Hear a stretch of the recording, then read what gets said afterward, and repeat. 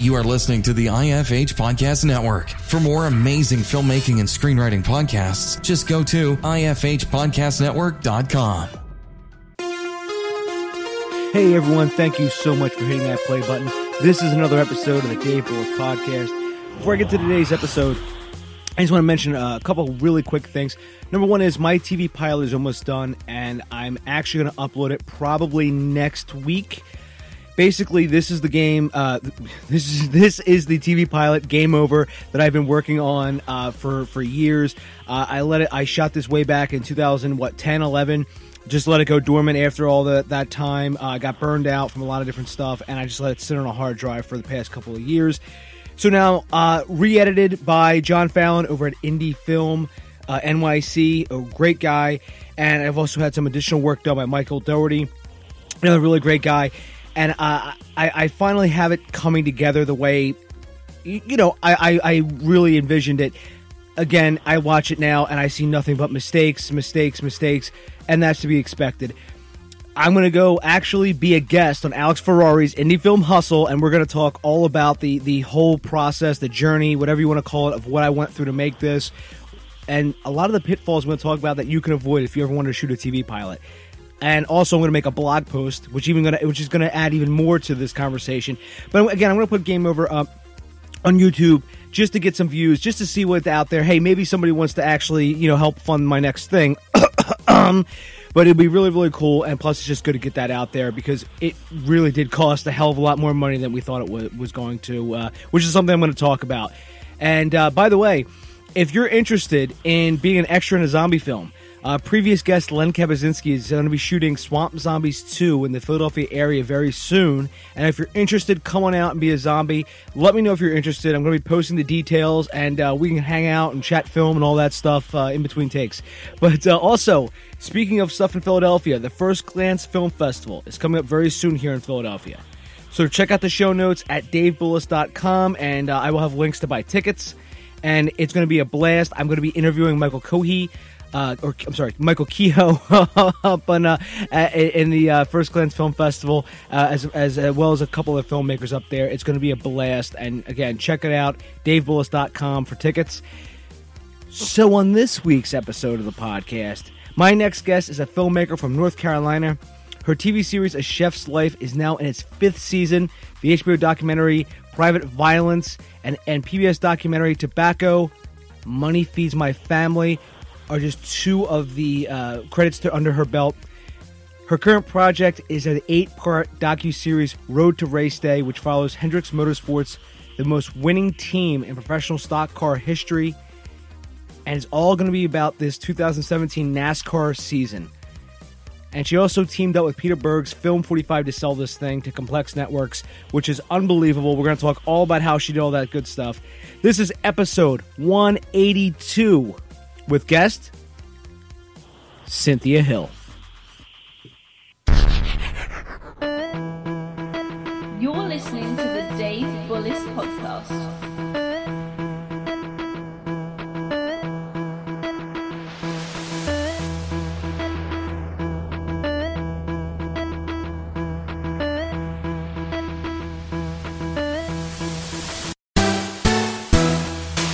It's easy to access the equipment. There's not that hurdle of it just being too expensive for people to access. I mean, you can shoot a film on your iPhone now. So if you really have a story to tell, you can pretty much tell it no matter what your socioeconomic situation is, which means that there are a lot more people out there telling stories.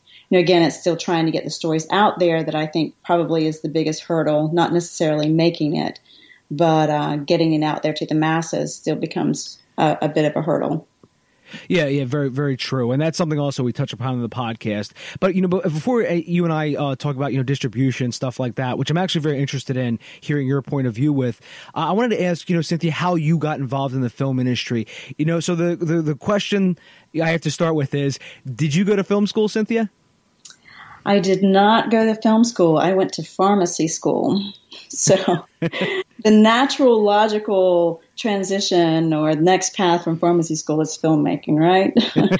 No, it's, I grew up in really remote area of eastern North Carolina, agricultural based economy. And the thing that you would do if you went to college is for a woman in particular, is you would do nursing or teaching. So me even going into pharmacy school was kind of risky. And I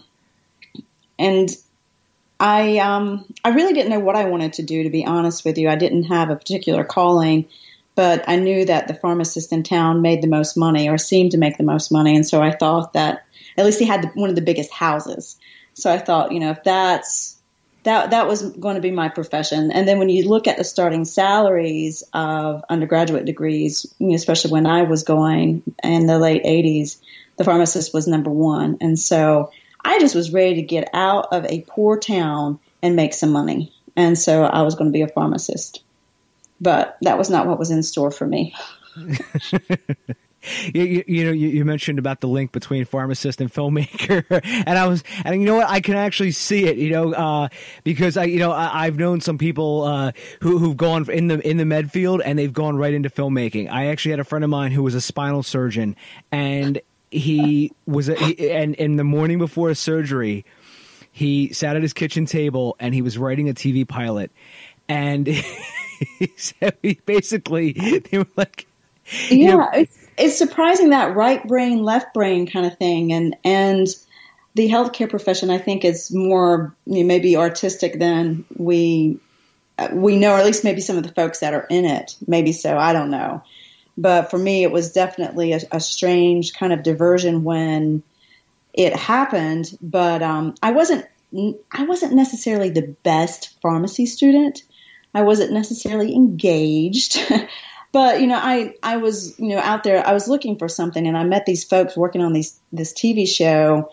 They were traveling to Chapel Hill. I went to UNC Chapel Hill, and they were doing this accident reconstruction show that type of show that was really popular in the early 90s. And it just seemed so fascinating, and way more fascinating than being in a pharmacy counting pills all day long. So I thought, I'm going to hang out with these people. And I ended up going out to LA because I made some good friends, and spending some time in LA. And I would just hang out with these people. And storytelling was not necessarily something that I thought that I was good at, because I was not a good writer. But if you're in the South, storytelling is just ingrained in you, because you hear your grandmama, your granddaddy, everybody tells stories. And so it's just a part of who you are.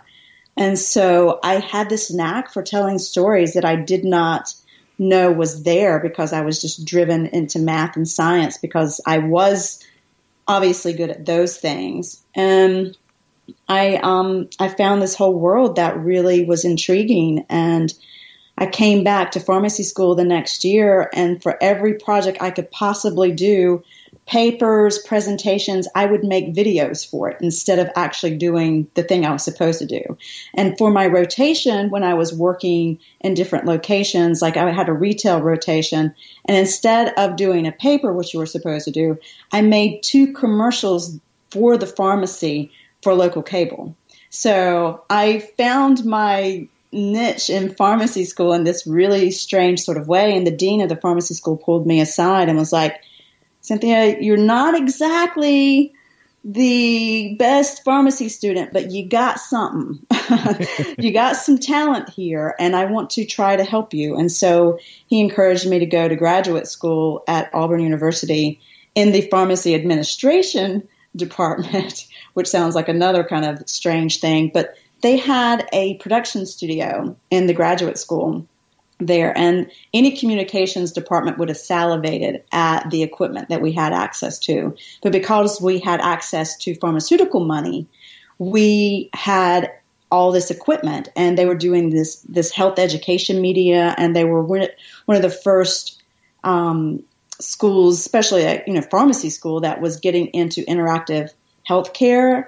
And so I found a surprising home there, and another sort of entree deeper into the television world. And I did this study with Primetime Live in New York City, where we, as the pharmacy school, took the study component of medication dispensing errors, and we helped Primetime Live do an undercover report on pharmacists making dispensing mistakes. And so I flew up to New York and spent a lot of time up there, and I became the undercover shopper because I could control the medication, and I became a part of that study. And then after that, I was just really completely just spoiled. I was not going to end up in a pharmacy counting pills after that. So then I had to figure out how to become a filmmaker. I was going to ask you when you were the mystery shopper if you had like a hidden camera somewhere or something. I had somebody that was behind me with a camera. I was mic'd, and then my companion had a camera in his wig or in his hat, depending on what setup we were using that day. So it was this little girl from this rural town in eastern North Carolina was not in eastern North Carolina anymore. It was rather funny. Because I imagine those hard copy or those 2020 things where they would have those hidden cameras, and and again that's sort of like now how everything's changed. Cameras have become so miniaturized. You can have your phone out, and that's a camera. You have these little spy cameras that I see sometimes online. Because I imagine when you shot that, was it one of those big sort of like mini DV cameras or something different? Well, it had a big pack, so he had a backpack, but the lens, like he was able to bring it up into his wig or his hat, so it was easier to hide. But it was definitely a much larger rig than what you would find today. So, and that's where I imagine there had to be a lot of like creativity, a lot of ingenuity to hide that. You know what I mean? So, yeah, for sure. So when you were talking about storytelling, I mean, just to sort of take a step back, I mean, you were talking about growing up in the South, and you heard stories from your grandmother. What were some of the things that you like really stuck out with you, like in terms of story? I mean, was it maybe how the person was telling it, or maybe was it some of the characters involved? I mean, because I imagine a lot of that is what really sort of molded your way of storytelling that you for when you make your own projects. Yeah, definitely. There are a lot of characters in the South, so I gravitate to eccentric personalities. I think too, that's one thing that being in the South, you're never short of somebody who's really interesting. They're all around you, and I think too, like my grandma's brother, Uncle James, he was always good for stories, and they're always long and elaborate. And I think I maybe inherited a bit of that, and it takes you a while to get to the point, but they're always really good stories. And I have sort of this problem of ending stories. My first film that I made, one of my favorite compliments, I guess you could say, is from D.A. Pennebaker. He said he was using it in his classroom, but he's like, it's a really good film with all of its 3 endings. So it's like, yeah, I know what you're saying. So actually ending something is difficult for me. Wrapping it up and coming to a close, because there's always something else you can say that, helps make your point. So trying to get it all in there has been a challenge for me, and something that's taken me a while to perfect, which I still haven't, but, being able to concisely tell a story without rambling on is a bit difficult for Southerners. No, I think that's fine, Cynthia. I mean, did you see Lord of the Rings, Return of the King? I mean, that had like 7 different endings, that just, yeah. No, I remember being I'm not the best of them with my endings, my multiple endings. I remember being in the theater with that movie, and people were like, "Oh, is that it? Oh no, there's more." And then they kept getting up and down. I was like, either there was something, this was a unique way of storytelling, or Peter Jackson was just trolling everybody, but where he is in his career, I mean, he can keep going if he's got something else to say. So I think that's kind of it too. You have the luxury at a certain point where you can keep telling the story you want to tell, But I didn't with my first film, even though I thought I did. So that's something to earn. Yeah, and I want to get into talking about all your films too, and I just want to touch one more thing about storytelling, because I love hearing like all the different unique point of views and everything about storytelling, and there was a movie that was out recently I didn't see. I think it was maybe out a year or two ago called Blue Ruin, and the tagline really stuck out to me because I think it was something along the lines of a Southern revenge tale or a Southern Gothic revenge tale, and I sort of kind of stuck with me because I started to see a couple of the articles about the how the Southern revenge tale is kind of different, and basically, as we tell stories, you tell me a story, I tell you a story. There's all different components to them, and usually a story is to reveal a transformation. Usually there's something inside of the society, of the culture, that of ideals that they hold true or ideals that they really value. So and it's different too because for people. I have a lot of listeners who aren't from America, and they still don't understand, America's huge. I mean, this country is absolutely huge, and we have so many different regions. You have the East Coast, you have the West Coast, you have the Midwest, you have, the Northeast, you have the South. And I mean, all of these different ways of telling stories and, all these unique points of view. So, Cynthia, when you take your, movies out, do you notice that, you tell the, different, do you notice that maybe your stories have that, that sort of like unique vantage point, but it's something that sort of, there's like a parallel that can be drawn through all different types of regions and stuff like that? I don't know. I mean, I've never really looked at it that way. I do feel very much like it is Southern, but what does Southern mean? I think for me, and when it comes to storytelling, it's about character. It's about character, and it's also about the small moments. And, when I am in the field, in working in the documentary medium, it's, I don't necessarily have a set agenda. You go out to, if you've got something that, you're making a film about a certain topic or whatever, you've got some agenda. You kind of know what world you're entering.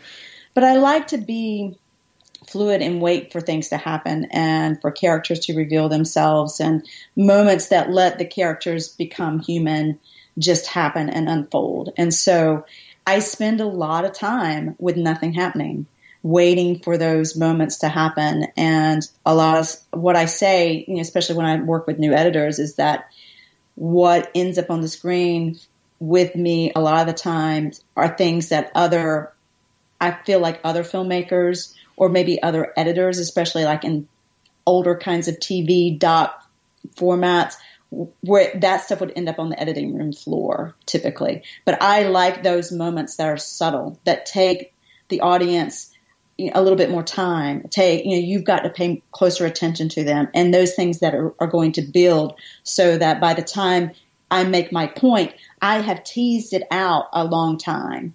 And so that it becomes even more meaningful to the audience by the time you see that revealed. And so that's what I'm doing when I'm in the field a lot, is just waiting for those moments. And when you're with me and I work with new folks in the field, they think I'm not doing anything because I look like I'm not doing anything, but I'm listening and I'm paying close attention and waiting for that moment. And usually that moment happens when everybody kind of lets their guard down, or maybe, the moment after another moment is usually the moment that I'm after. So it's hard to explain, but, when you add all those things together, it just really helps with it. It helps with the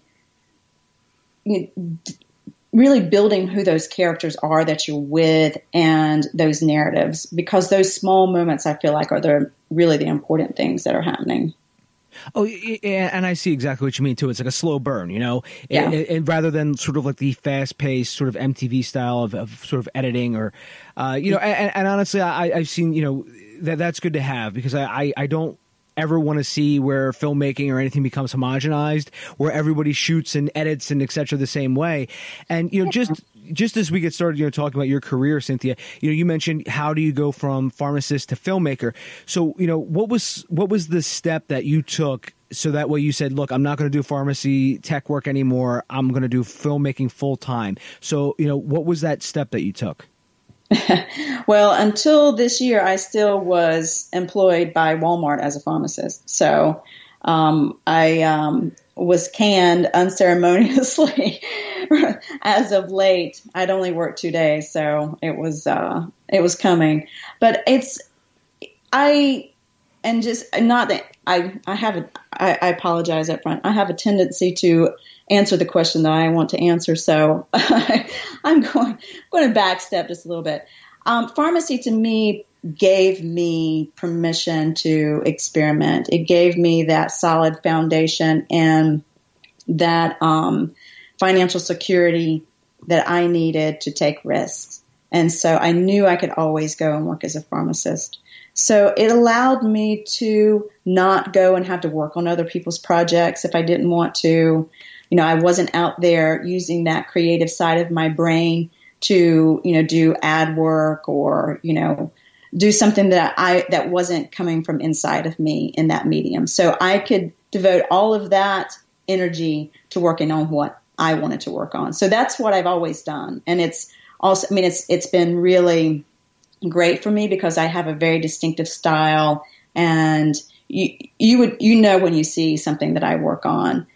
But the downfall is that I do create my stuff kind of in a vacuum, and I don't have a lot of mentors and stuff like that because I've never worked for anybody else. I've always just done what I wanted to do. But when I first started out, I had this one story that was burning inside of me that I knew I had to tell, and that was the story of tobacco farming. And growing up in the South and in this region of the country, tobacco was the one crop that small farmers and families could rely on. And yes, it kills people, but it also sent a lot of us to college and created opportunities that would not have otherwise existed, and also kept small farms intact in the South when it was no longer possible or viable with other commodities. So I had this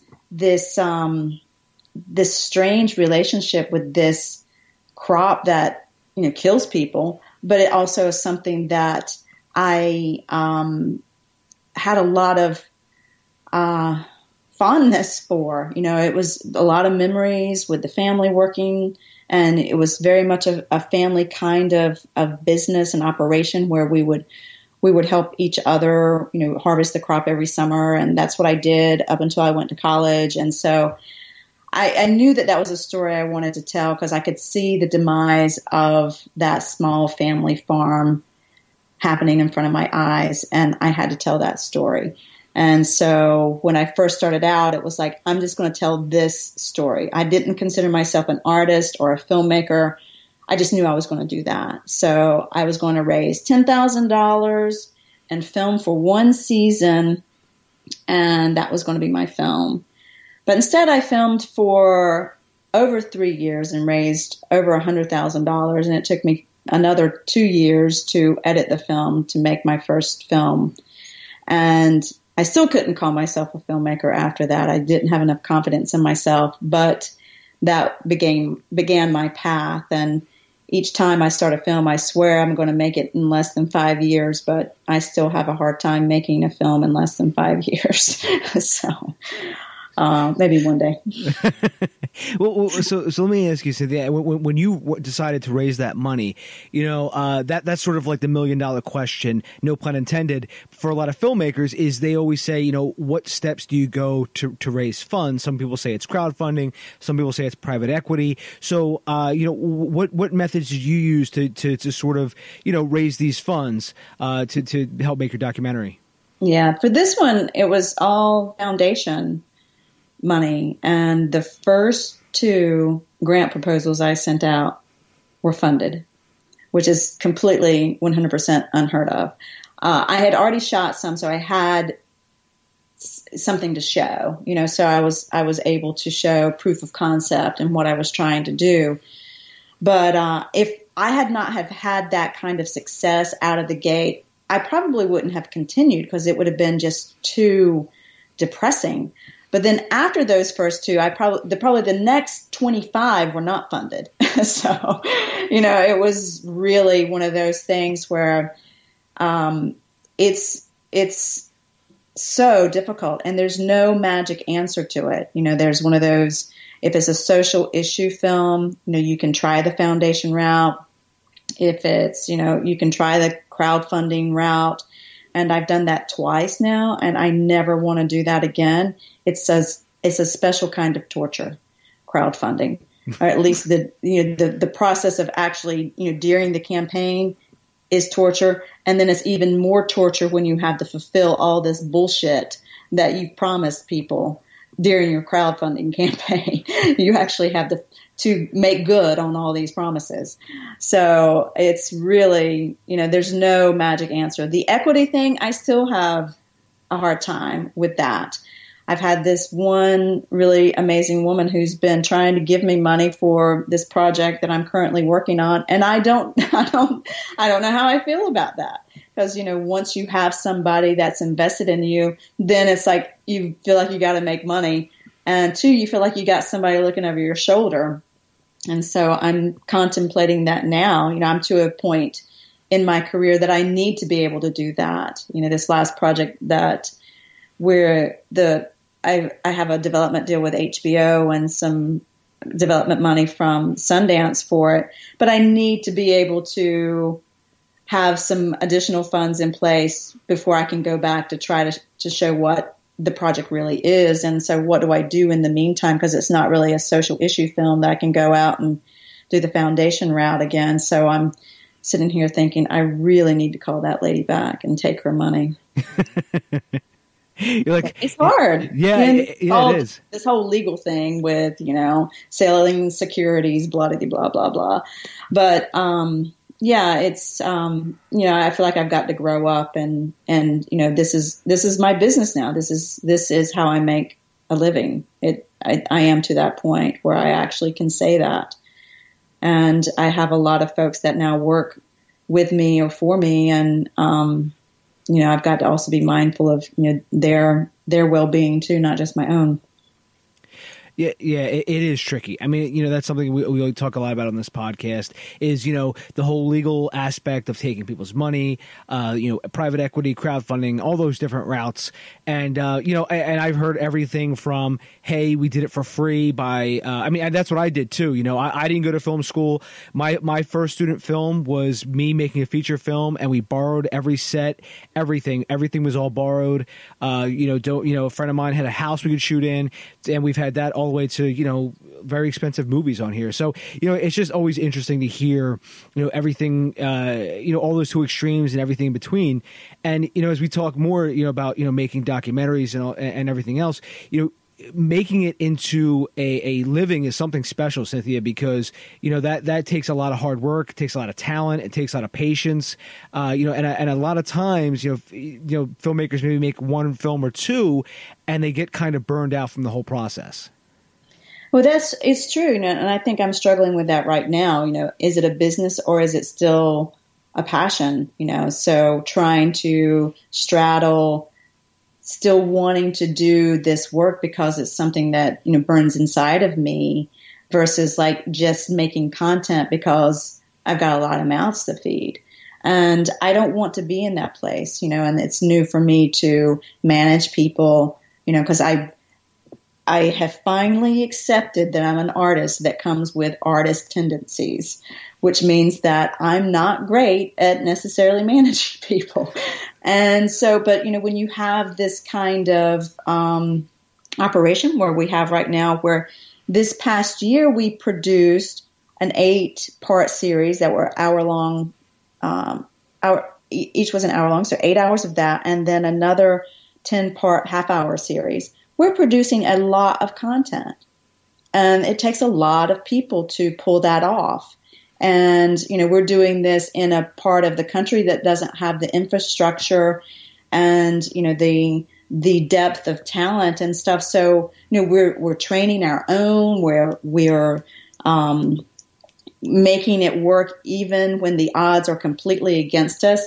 And that in and of itself, to me, is something that I'm really proud of, and proud of the team that we have in place for that.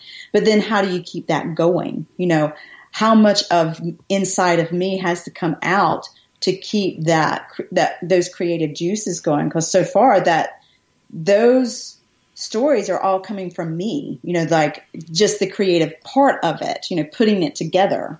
And that is really, that's hard to keep that going and to feel that burden of that. And then like, is that really what I want to do moving forward? Or do I want to like quit all that and go back and, you know, make a narrative film, which I've been contemplating for a long time. So, you know, I'm struggling a bit. I don't know if it's midlife bullshit mess, but yeah, the success is great, but it's also like, is this really what I want? And, you know, are we happy?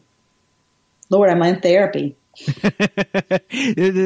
podcast is like therapy for a lot of people, myself included. But no, I'm just joking, Cynthia. But no, this is what it is. It's a discussion, you know, and that's, you know, some of the things that we discuss on this podcast is stuff you don't hear any other place. And what I mean by that is, you know, the things that affect filmmakers, things that they go through, stuff like that. You know, too many podcasts, too many articles, they paint either a rosy picture or they paint this very bleak picture. And it's really, you know, it's not really one or the other. It's usually in between, you know. The ones that paint the rosy picture, like, oh yeah, I submitted to Sundance and we won $10 billion and then we're all rich now. And the bleak picture is like, oh, I tried to submit to Sundance, that's all bullshit. I couldn't get any other film festival. There was all bullshit, and I threw up on YouTube and nobody watched it, and now I'm, you know, $100,000 in the hole and I hate my life, and you know, so it's kind of like, you know, trying to find this happy medium. Because believe me, I you know, when I started doing this, even before I started doing this podcast, I met so many different people doing so many different things on so many different film sets, and I heard so many different stories about successes and failures, and that's why I wanted to do this podcast, you know, because it's I've noticed a common thread among a lot of filmmakers. That's why I started this podcast. So, you know, when you made your tobacco documentary about, you know, obviously it's focused on the South, you know, but you kept going and you turned it into other projects, you know. So after the documentary aired, you know, and was completed, you know, what was your next step in continuing your filmography?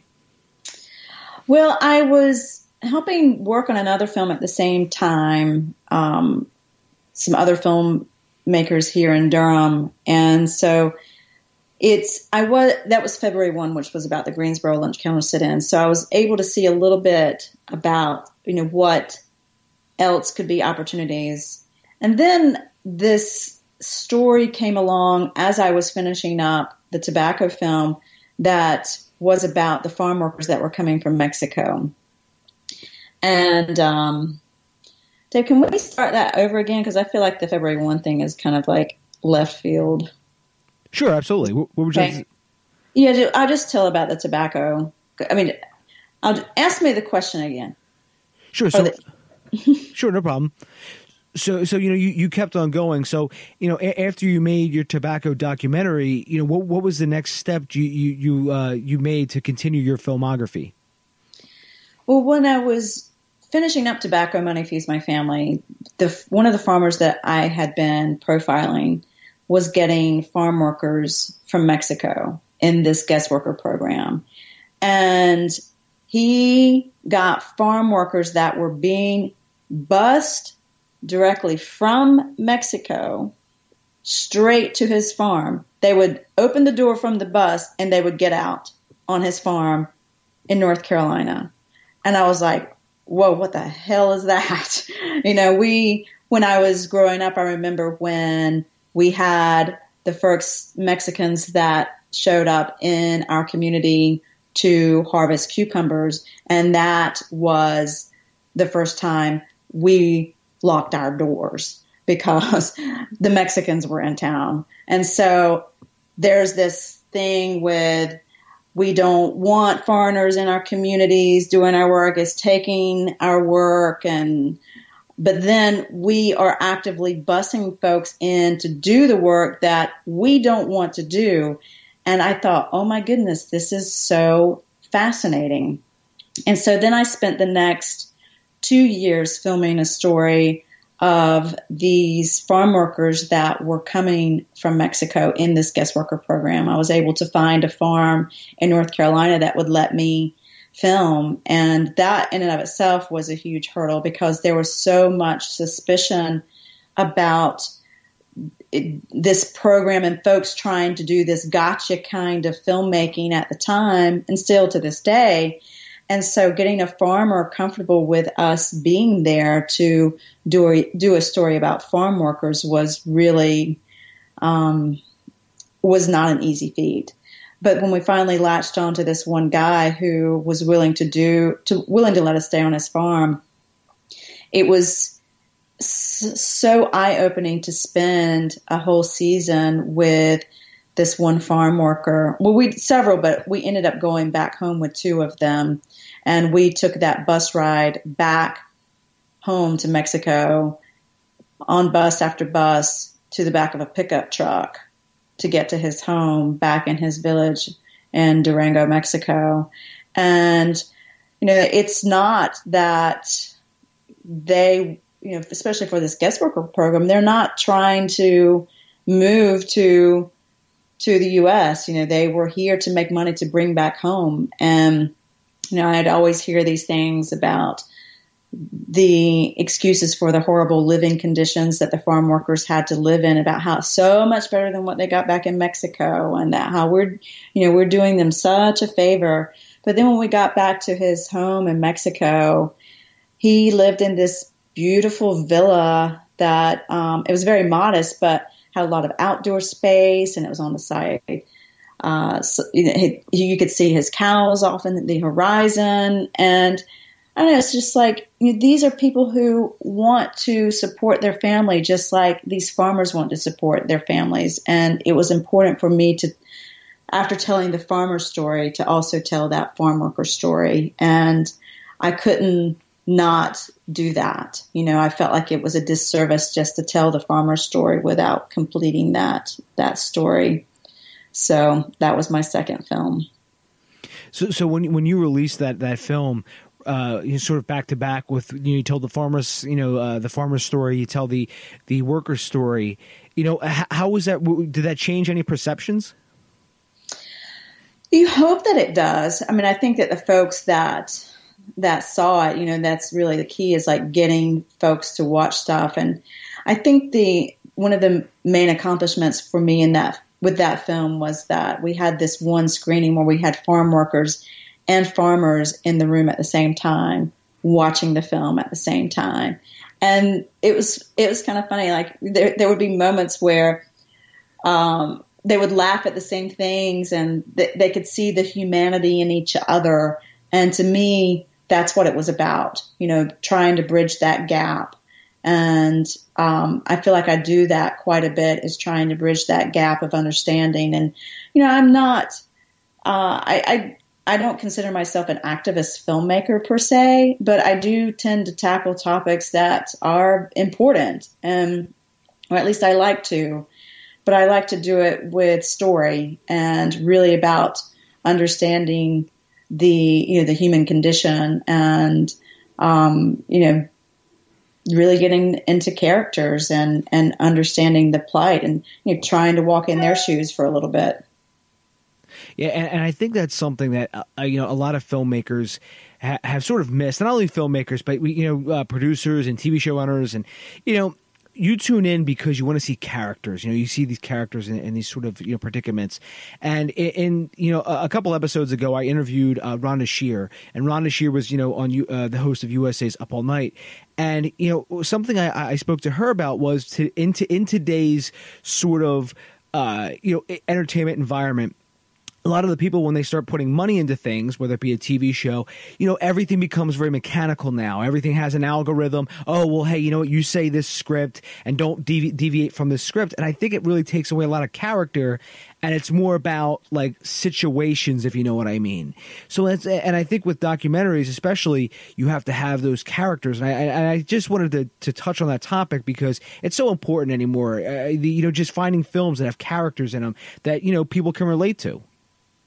Yeah, I think that's important. You can have somebody telling you all day long that about this person's plight, or you can interview them about their own plight, and they can tell you certain things. But if you're with them and you experience it with them, I think that's a whole other level of understanding. And that to me was what was important about, making the guest worker film, was that, I did not understand it. I drive by a field and I see people picking my produce, but I go to the grocery store and I buy it, and I'm not really thinking about them when I'm going to Whole Foods and buying my $5 piece of lettuce, so was important for me to give them not just the face, but to also tell part of their story and let them tell their own story, not, through interview, but to witness it with them, to be a true witness of that experience. And, that's the kind of filmmaking that I like. It's what I like to watch. Heavily interview driven kinds of films don't usually do it for me. Every now and then I'll see one. I'm like, okay, I take it back. I'm okay with interviews, but typically that's not what I want. I have this thing where I say, show me, don't tell me. You can tell me all day long, but if I see it and I feel it and I'm witnessing it, it's going to have so much more impact on me. And I feel like that's what it is for an audience too. Yeah, you're experiencing with it. I really like that because, again, when people try to sort of force the issue, or even make these sit down interview TV shows or movies, they're taking away the character. They're sort of just trying to sort of make everything happen, along these sort of beats. And again, that's why, that's why it's distilling it down to, just that topic or that issue and trying to hit that home. And I spend a lot more time kind of beating around the bush, hoping that people see my subtle hints at what the issue is, so I think that there's room for both kinds of storytelling. It just is, I prefer the kind that doesn't beat you over the head. I prefer the kind that takes me on a journey and lets me decide for myself. And that's the kind of filmmaking I want to do, is I want to take the viewer on a journey and let them decide for themselves. Obviously, I have a point of view. And so as I am laying out the scenes and showing the audience the moments that I choose, I am, obviously have a certain point of view that they're watching. But I do try to be very subtle in it, even if it's issue oriented, and let the viewer decide for themselves. Because I don't know what the hell I'm talking about half the time. And Cynthia, I noticed on the clock we're starting to get a little pressed for time. So I wanted to make sure I asked you what about one project, which is actually how we started talking, which is your 8-part series on NASCAR Motorsports. So I wanted to ask you, how did you get involved, with the project? Well, I have this short list of Southern things that I would love to one day be able to film.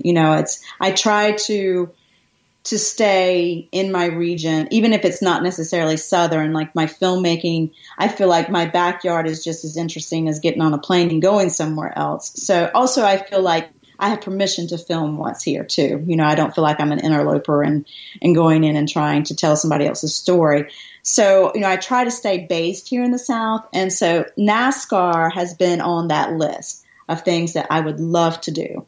And for no other reason that it's something that I grew up with. It was very much a part of my family. My granddad was a huge Richard Petty fan. And so every Sunday we're watching a race, whether we wanted to or not. And so I wasn't a NASCAR fan when I became an adult, but it still fascinated me. And also how people from outside of the South perceived it and perceived the fan base and the sport itself. Like, it's not really a sport. And there's lots of things people say about stock car racing. And so if you're going to, I like to mire myself in stuff that has a bit of controversy, I feel like sometimes. And this was kind of one of those things. But I wasn't in it for the controversy. I just was wanting just to see that world from the inside. And we just had the opportunity to approach Hendricks Motorsports with the idea of coming in and doing, an inside look at it. And they are really the giants in the sport. They have driving for them Dale Earnhardt Jr., Jimmy Johnson, who just won the championship last year, Casey Kane, and also Chase Elliott, who's Bill Elliott's son. And he was getting into Jeff Gordon's car because Jeff Gordon had just retired. And so we wanted to enter the world with Chase because he was new to the team and he just turned 20. And we thought it would be a really interesting perspective starting the series with a newbie and, especially one with that kind of pedigree.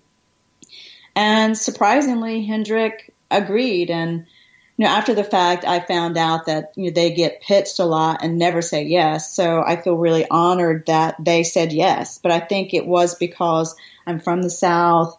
My ideas of what I wanted to do and what I wanted to tell were, not any kind of, again, gotcha thing. I just wanted to just go in. I wanted to embed my team into their team and really see what it was like to be, in NASCAR and, race every weekend. So, that's what we did. We filmed with them for 6 months and we filmed with all the drivers, not just Chase. They opened the doors and said, hey, you want to film these other drivers too? And we're like, oh yeah. So it was an amazing experience. The unfortunate thing is my ears are still ringing because it's so loud. And, but it was, I hate this word and I hate to even say it, but it was truly unprecedented. The access that they gave us, they allowed us inside their facilities. NASCAR allowed us to film at the racetracks with basically, what we, not really telling us, don't go there, don't go there. And there were a few places we couldn't go, but really we had the access that I didn't know that we could have. And we had an amazing working relationship with NASCAR and NASCAR Productions where, we knew that we would be able to get access to the race footage. So we weren't always focused on trying to film the race, but we would focus on the teams so that we could really see what the inner workings are like. And when something happens on the track, what's the reaction of the team?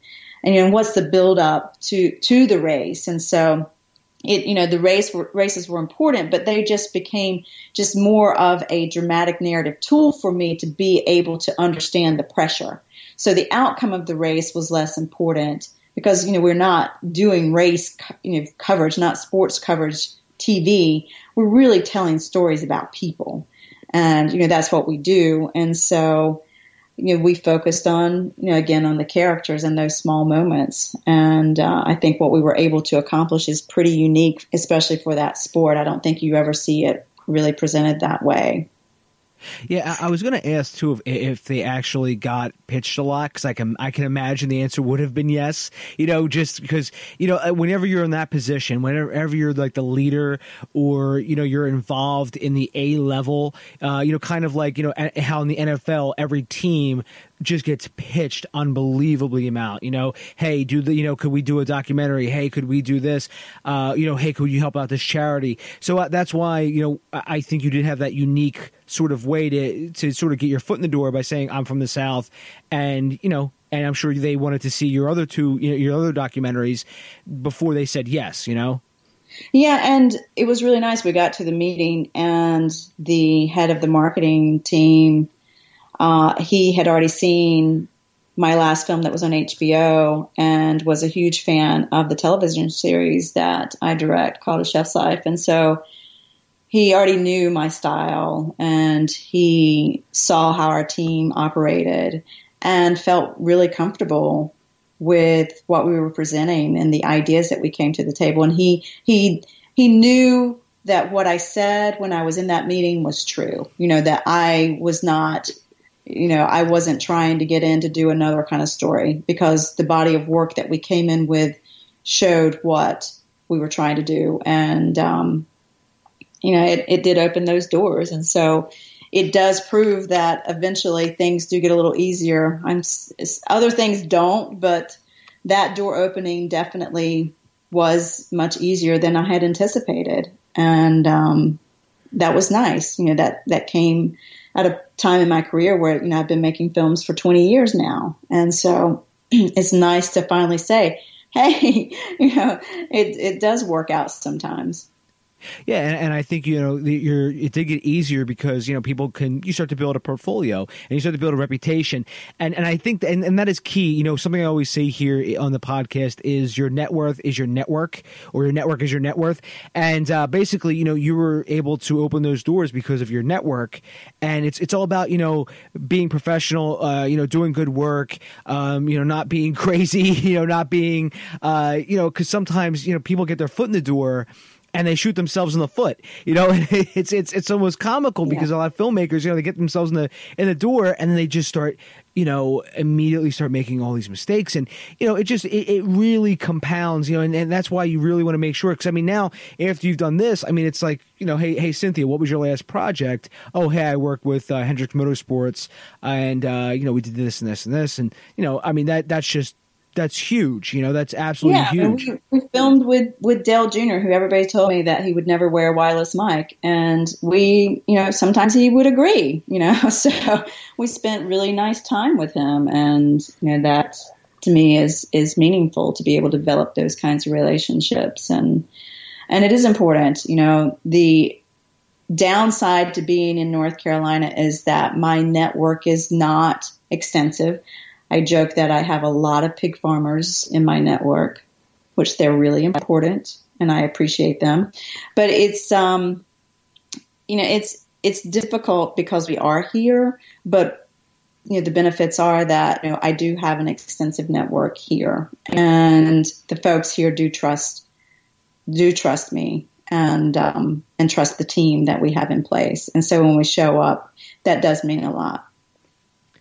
Yeah, and again, you never know what door is going to open, and again, I like how you mentioned again where you were, because everything's different. Again, everything has changed, which sort of brings us back to full circle, which was what we opened up the podcast with.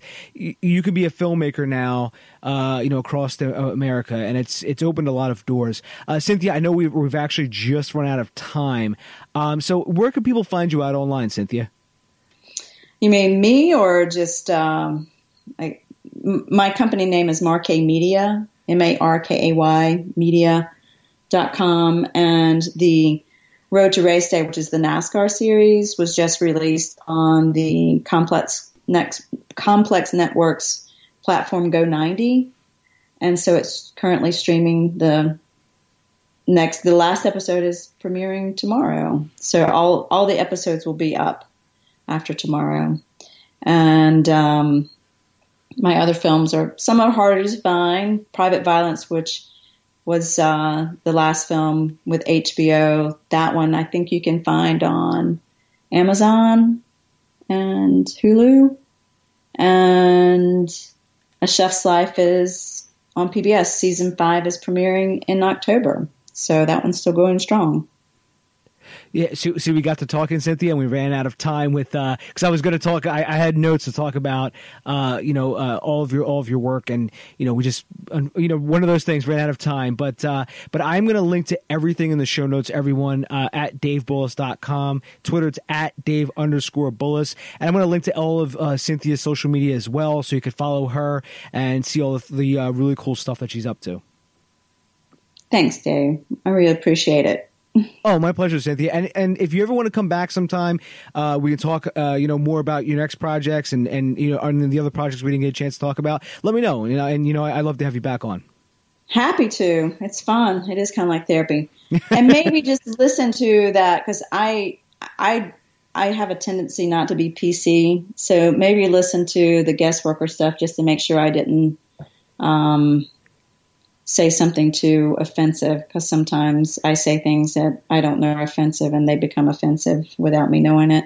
So, nah, it's all good, Cynthia. Everything's offensive nowadays. Mm-hmm. That's true. It is true. It can be. But I think it's like, for me, it's we work really hard to be inclusive, and the team I have in place, we've built a diverse team, and we work with a lot of women too. And so we spend a lot of time trying to tell stories that have meaning and beyond just, the meaning of my demographic. So we try. Yeah. No, I think you do very well, and I honestly, and that's why I wanted to have you on this podcast. And again, I want to link to everything of yours in the show notes, and people can check out your work. And I want to see, and obviously, I hope you continue to move forward with this, and you continue to build that filmography. Thank you. I appreciate it. I hope so. Hopefully I won't burn out. Don't go back to pharmacy. That's that's the message of this whole podcast, is don't go back to pharmacy. I don't know if I can anymore. I lost my job. That's all right. I needed it. I needed that kick in the butt. Yeah, exactly right. It's like the old Roman army. When they got to a new a country, they'd burn their boats. Yeah, this is it.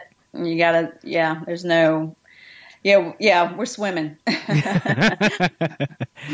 Cynthia Hill, I want to say thank you so much for coming on, and I do wish you the best of luck. Thank you. Thanks so much, Dave. Find Dave at davebullis.com. Please make sure to subscribe and share the podcast.